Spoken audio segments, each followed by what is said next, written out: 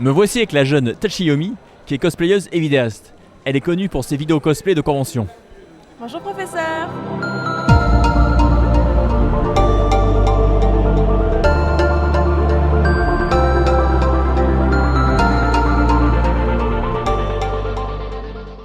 J'ai commencé par le cosplay en 2009 et je suis allée vers la vidéo après, j'ai commencé en 2012.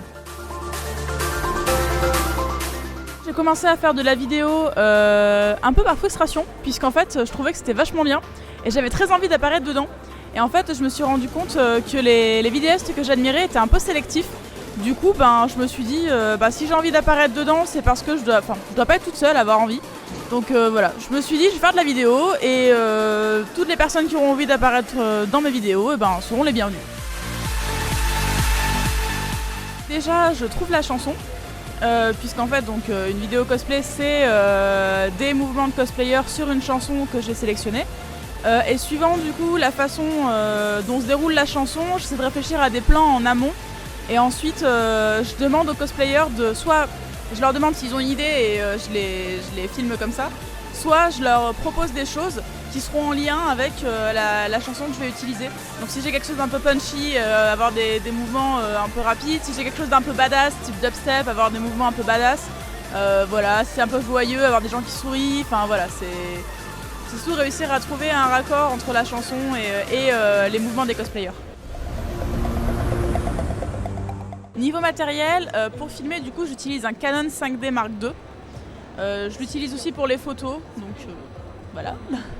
Et depuis peu j'utilise pour stabiliser l'image ce qu'on appelle une flycam. Donc ici. Donc voilà. Donc ça c'est une flycam nano DSLR. Et c'est très bien pour équilibrer l'image, mais c'est pas évident à mettre en place. Mais par contre après le résultat est vraiment cool.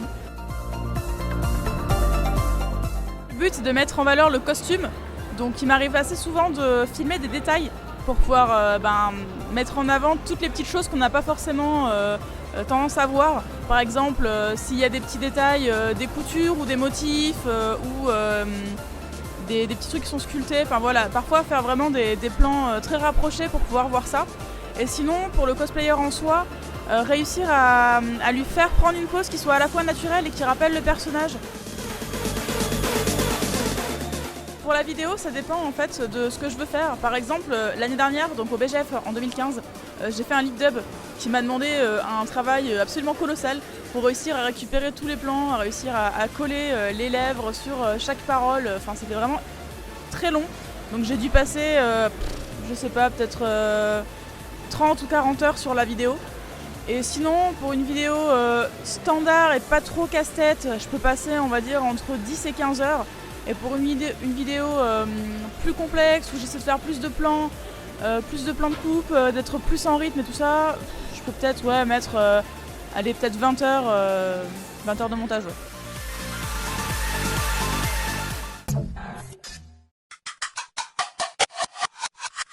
Le logo que vous voyez au début, en fait, c'est le logo des European Cosplay Vidéographeurs, qui est un comité européen de vidéastes. Et nous faisons tous de la vidéo cosplay, du coup, on est quelques-uns maintenant. Oui, tout à fait. Je travaille en parallèle sur une émission qui s'appelle Creepy as Shit. C'est une émission qui analyse les mécanismes de la peur dans les jeux vidéo à tendance un peu horrifique. Donc je suis en collaboration avec Armoff et Kramul et vous pouvez nous retrouver sur notre chaîne YouTube ou Honestblog sous le pseudo, donc le nom de la chaîne c'est l'Art Multi.